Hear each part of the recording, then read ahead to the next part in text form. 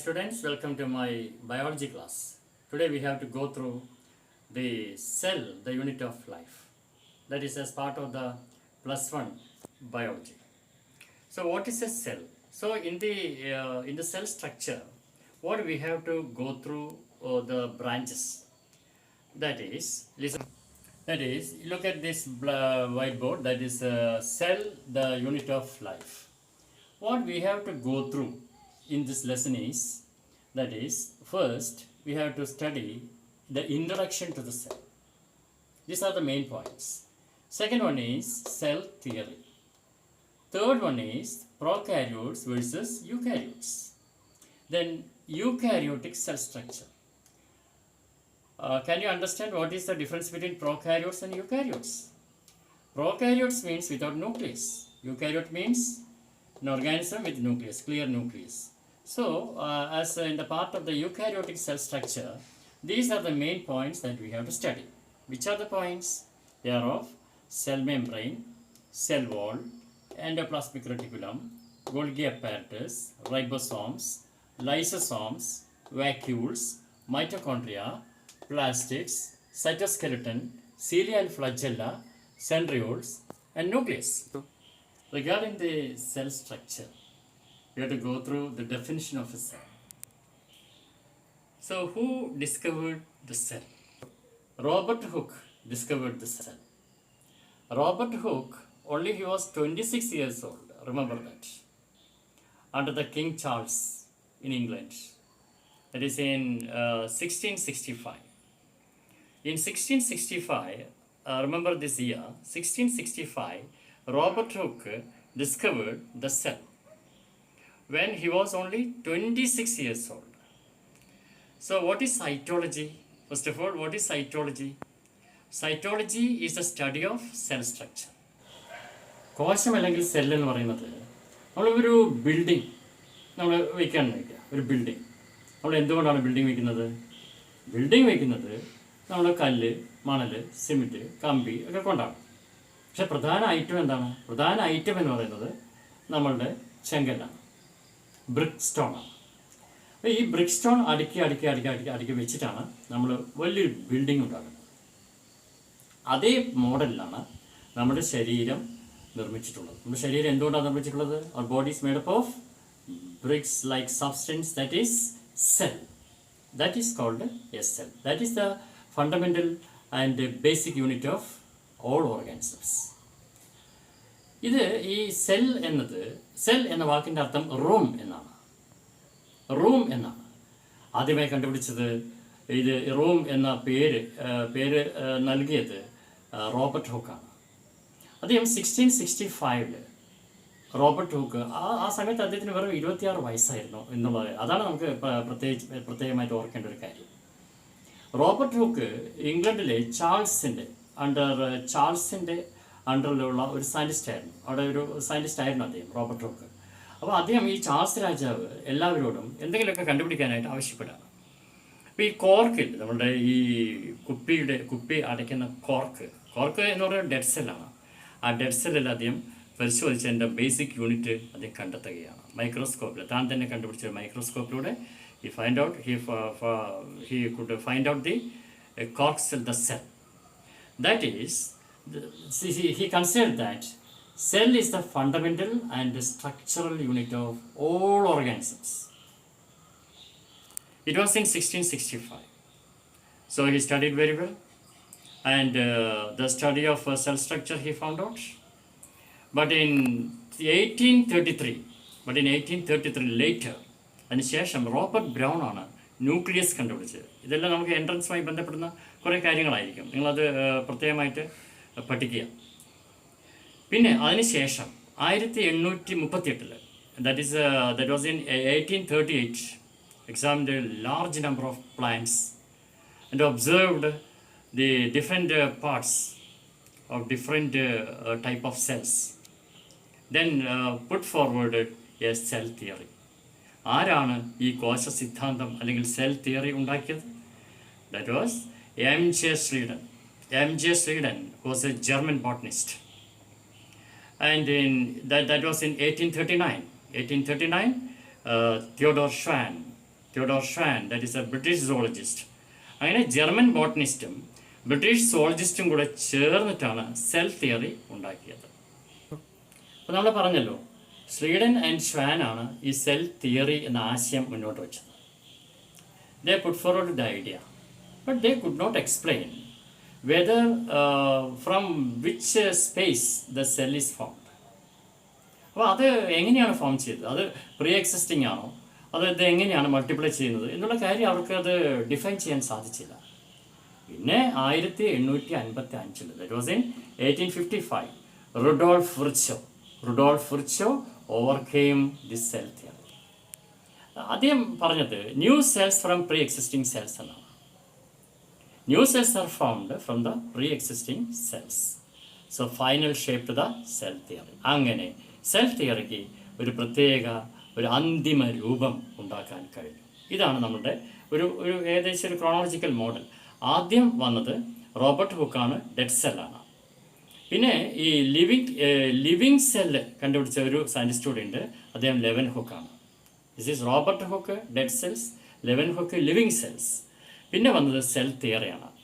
Cell theory put forward ചെയ്തത് M.J. സ്ലീഡനും ഷ്വാനും ചേർന്നാണ്. ആരാണ് M.J. Schleiden? M.J. Schleiden German ബോട്ടണിസ്റ്റാണ്. സ്ലീഡനോ ബ്രിട്ടീഷ് സോളജിസ്റ്റാണ്. 1839. That was in 1839.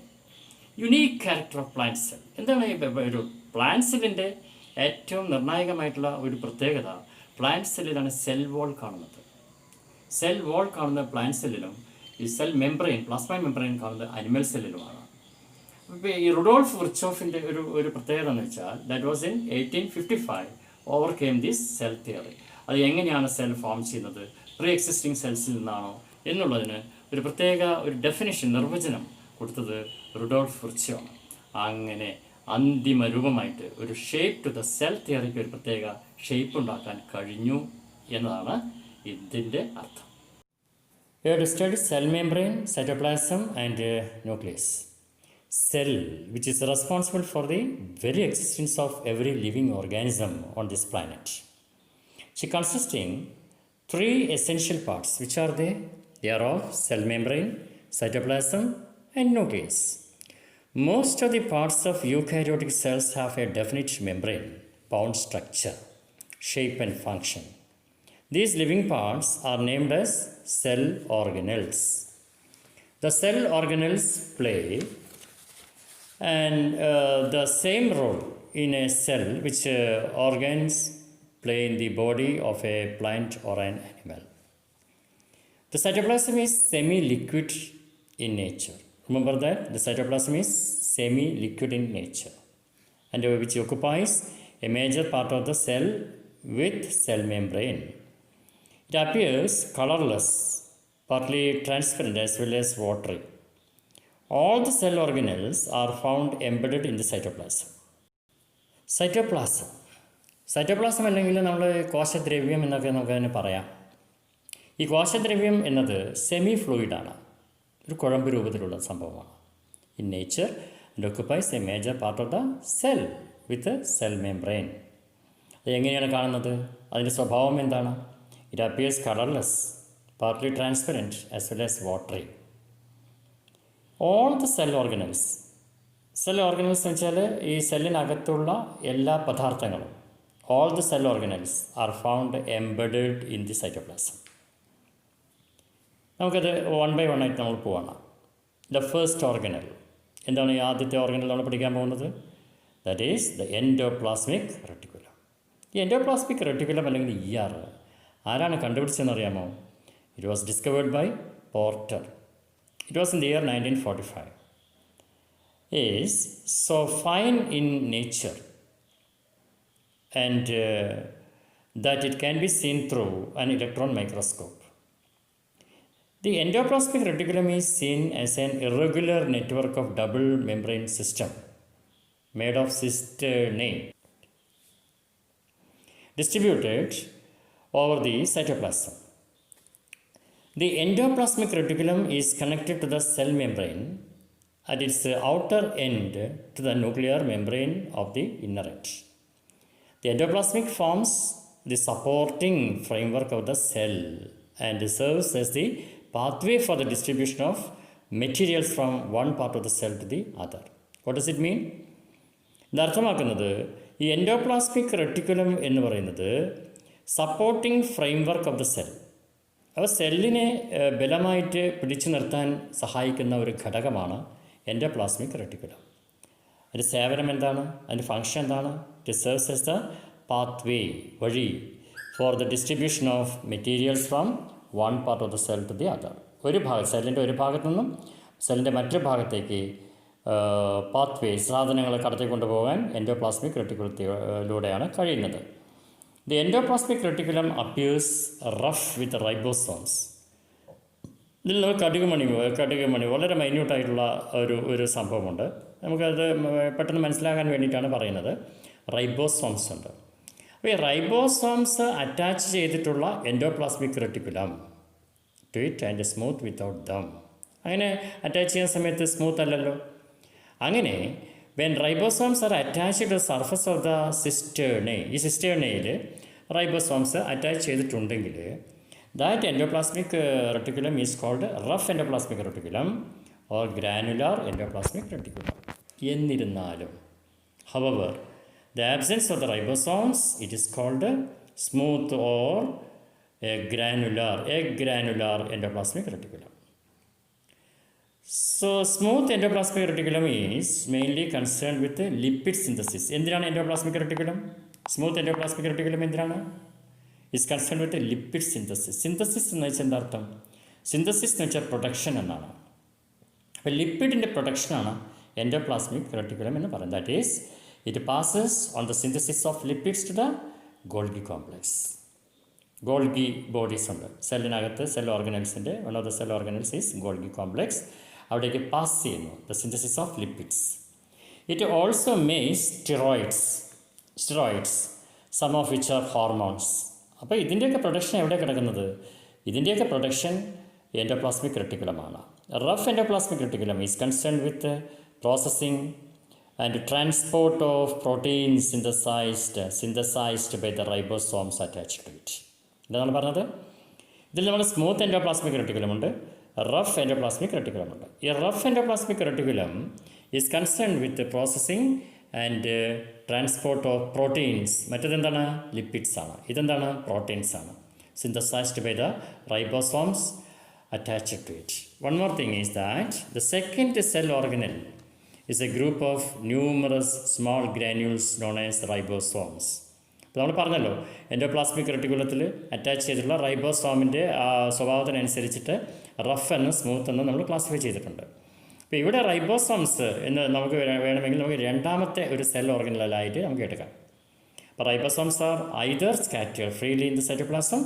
ശ്രദ്ധിക്കുക, റൈബോസോംസ് എന്ന് പറയുന്നത് സൈറ്റോപ്ലാസത്തിൽ ഫ്രീ ആയിട്ട് ഇങ്ങനെ വാരി വിതറിയതുപോലെ കാണുന്നു, or attached to the membrane of the endoplasmic reticulum. ഒന്നുകിൽ എൻഡോപ്ലാസ്മിക്, നമ്മൾ പറഞ്ഞല്ലോ എൻഡോപ്ലാസ്മിക് റെട്ടിക്കുലത്തിൻ്റെ ഒരു കവറിംഗ് ഉണ്ട്, എംബഡഡ്, അതിൻ്റെ ഒരു കവറുണ്ട്.